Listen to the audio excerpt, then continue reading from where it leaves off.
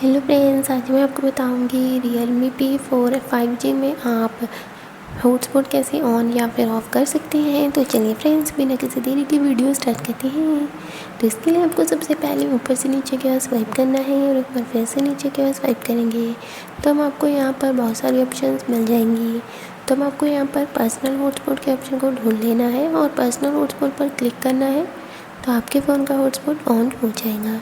यहीं पर आप दोबारा क्लिक करेंगे तो हॉटस्पॉट ऑफ हो जाएगा। तो अगर आप चाहें तो इसे सेटिंग्स में जाने के बाद भी ऑन या फिर ऑफ़ कर सकते हैं। तो इसके लिए आपको सबसे पहले फ़ोन की सेटिंग्स में जाना है और इसके बाद आपको डिवाइस कनेक्ट पर क्लिक कर देना है और यहाँ पर आपको सबसे ऊपर पर्सनल हॉटस्पॉट के ऑप्शन पर क्लिक करना है। तो यहाँ पर आप देख सकते हैं कि आपको पर्सनल हॉटस्पॉट की ऑप्शन यहाँ पर मिल जाएगी।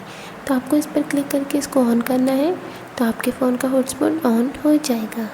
यहीं पर आप इसे क्लिक करके ऑफ़ भी कर सकते हैं। Bye bye friends.